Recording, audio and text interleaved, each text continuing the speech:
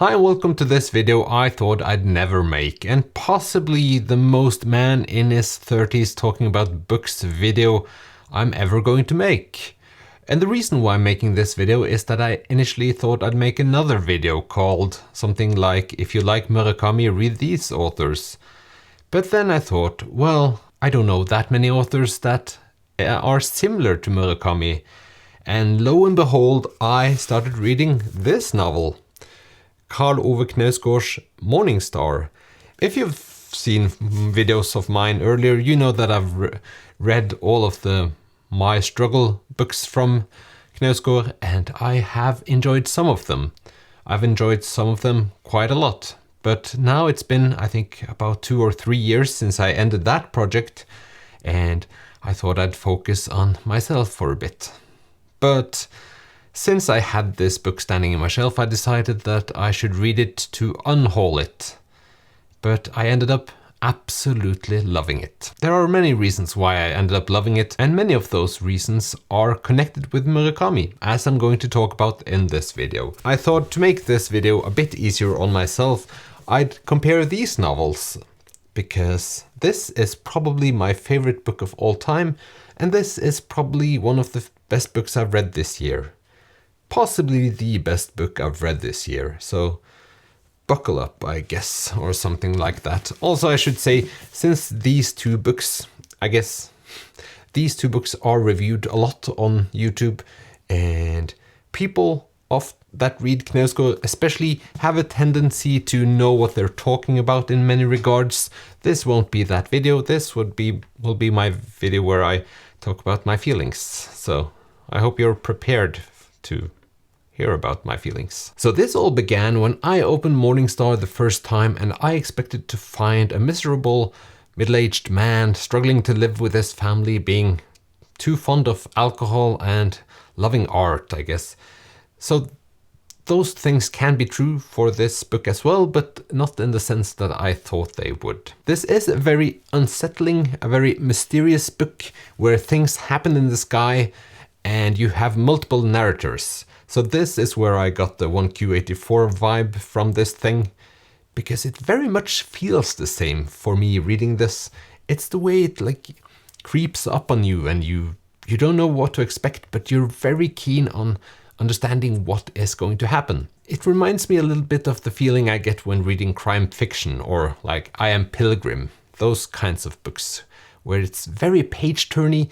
But in the case of Knausgård, I struggle to understand why I feel like it's page-turny, because the problems they have in the book are very normal. You have people struggling with their partner, with their job, with alcohol, with their kids, all those kinds of things. So in that sense, it doesn't remind you of Murakami at all, I would say.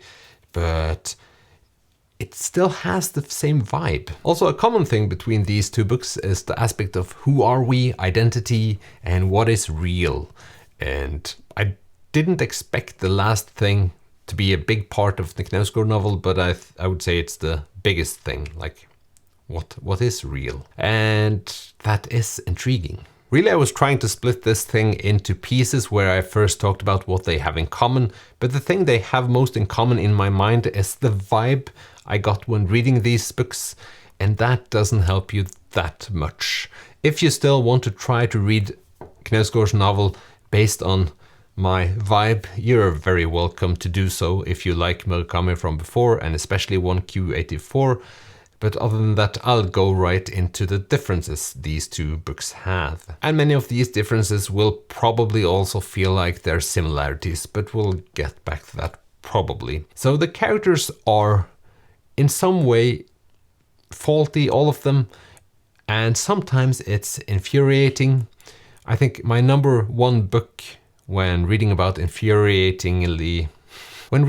people that makes mistakes and you feel like you could help them is Sally Rooney's Normal People, because that's a book about two people that you constantly feel like you could have helped at any given time because they're both stupid.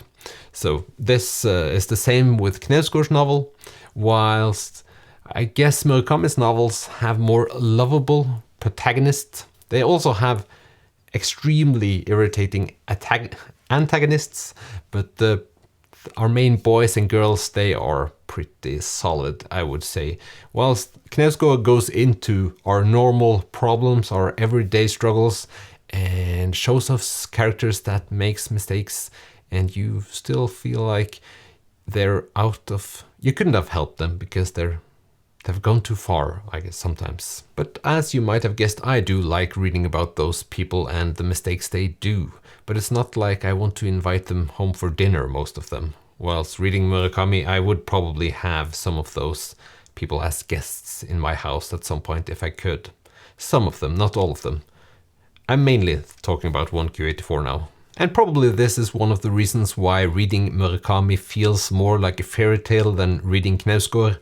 Knausgård has like fairy tale elements, but they're all rooted in stories that we know from Christianity, like the Bible. There are so many things from the Bible in this book that makes you like a little bit lose your sense of reading a novel. You're more, or at least this happens to me, if I read stuff that has happened from before, if I know the story from before, I'm a bit taken out of the book again and into normal life. So it's sort of like going in and out of the story, whilst Murakami makes it more fairy tale-like and keeps you in the story. This might be, so like the use of symbolism, I guess Murakami has more symbolism that I'm not familiar with. Being a Japanese author, probably having a very different background than myself, whilst Knausgård being Norwegian as myself, it's more like I'm more involved in the stuff that he talks about outside of the story. It's quite philosophical at times, and that ruins the story a bit. It doesn't really, but it takes me out of reading the book. Then I'm more a person sitting outside of the book reading the book instead of being immersed in the book. Sometimes I'm amused by things I say in English, but I would never say in Norwegian. But that's one of the joys having a YouTube channel, I guess. I haven't thought about this a lot before, but I do think now, reading the Knausgård novel, that Murakami's novels has something to offer me that I don't know that I need because I'm not rooted in that culture. If we should talk more about the characters, I feel like Murakami's characters are sometimes people that I could invite for dinner. I could have them over and we could enjoy ourselves. But Knausgård's characters, I hope they help themselves because I don't want to be involved. Also, they bring out a lot of difficult feelings in people. Maybe especially in this novel, his characters aren't doing as well, and it's the darker side of our psyche, I would say, which makes me reflect on my own mental health and how I would react in the same instances, which is disturbing but also quite enjoyable to read about. When talking about inviting people for dinner, one thing they have in common in these two novels is the aspect of music. There are a lot of music references in Knausgård's books and in Murakami's, of course, but Murakami's choices of music is a bit more nerdy, which I absolutely do love. And sometimes Knausgård, when reading his novel now, he has a lot of references for newer type of music, which actually made me feel, it felt kind of cringe, to be honest. And I don't exactly know why. Knausgård is probably in his 50s, and talking about like newer music, it just felt like it didn't belong there. I have absolutely no idea why this felt weird, but it did. With Murakami, everything's weird, and his special jazz just fits well into his stories, while Knausgård, when talking about newer artists, it just doesn't feel right. But I still like musical references in all kinds of books, so there's that. It doesn't hurt. Both of these books are big. I don't read books that are a lot bigger than these two, and it's a lot of people. But the main difference, I would say, is that this has basically two narrators, but this has a lot of them. And I get the feeling when reading Knausgård that some of the characters are great. I like them, I want to read more about them, or they're intriguing, you want to know what is going to happen, and then it switches. And even though you like the story number 2, you might want to go back to the other story, which sort of could impact my view of the novel, but it didn't, because I felt like they were all quite compelling. But that was just a thought that came to me, that if they have too many narrators, one, it's difficult to keep track on who is who. Didn't in this instance, because I chewed this book up quite quickly, if that's the expression. But if some of the stories are just very, very intense and exciting, then it might affect the other ones.